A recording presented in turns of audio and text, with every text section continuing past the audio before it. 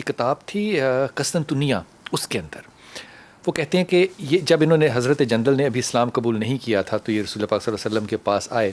یہ مختلف انداز میں آپ نے اس بات کو ذرا سمجھنا ہے، اور کہا کہ میں سوال کرنا چاہتا ہوں اس سے پہلے کہ میں ایمان لے کر آؤں یا اسلام قبول کروں. کیا سوال ہے؟ اب یہ 3 سوال جو ہیں یہ بڑے انہوں نے الٹے قسم کے کیے. ہمیشہ الٹے سوال سے مطلب ہے مثال کے طور پہ یہ سوال پوچھنا کہ میں نے نماز کے اندر شلوار کو اٹھانا ہے یا نہیں اٹھانا ہے، یہ ٹھیک ہے، مسئلہ کے مطابق آپ اس کو جواب دے سکتے ہیں. لیکن یہ سوال نہیں پوچھا جا سکتا کہ سلوار جب میں نے یا پینٹ میں نے جو ہے وہ سر پہ کیسے باندھنی ہے. یہ سوال نہیں ہو سکتا کیونکہ یہ اپنی حیت کے، اپنی فطرت کے خلاف ہے بات. اس نے بھی 3 سوال کیے. پہلا سوال اس نے نبی پاک صلی اللہ علیہ وسلم سے کیا کہ آپ کہتے ہیں کہ ہر چیز جو ہے وہ اللہ کے پاس ہے، کوئی ایسی چیز بھی ہے جو کہ اللہ کے پاس نہیں ہے؟ بڑا عجیب سا سوال تھا. دوسرا انہوں نے سوال کیا کہ اللہ ہر چیز جو ہے وہ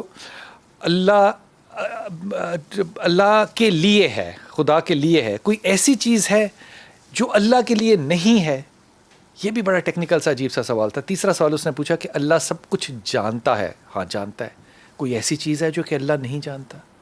اب یہ صحابہ جو ہیں اس پہ بڑے کان کھڑے ہوئے کہ یہ کس طرح کے سوالات ہیں جو کہ حضرت جندل اس وقت انہوں نے خیر اسلام قبول نہیں کیا تھا. ہر چیز اللہ کے لیے ہے، کوئی ایسی چیز ہے جو کہ اللہ کے لیے؟ نبی پاک صلی اللہ علیہ وسلم نے اس کا جواب کیا فرمایا؟ کہا ہاں، شرکت اللہ کے لیے نہیں ہے.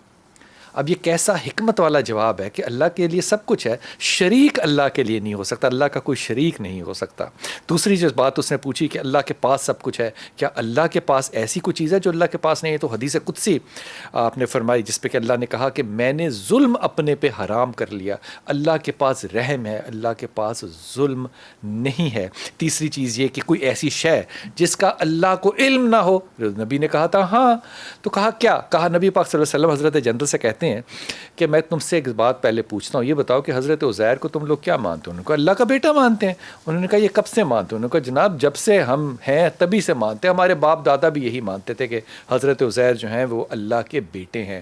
نبی پاک کہتے ہیں کہ یہ بات تمہیں اور تمہارے ابا و اجداد کو پتہ تھی، یہ بات اللہ کے علم میں نہیں ہے کہ وہ اللہ کا بیٹا ہے. یہ سوالوں کو پلٹ کر پھر جھپٹنا اور جھپٹ کر پھر اس سائل کو اس مقام پر لے کر جانا جہاں پہ وہ ایمان کی قبولیت کا اب اقرار کر لے، یہ بہت بڑا کام ہے. اسے کہتے ہیں تبلیغ کرنا.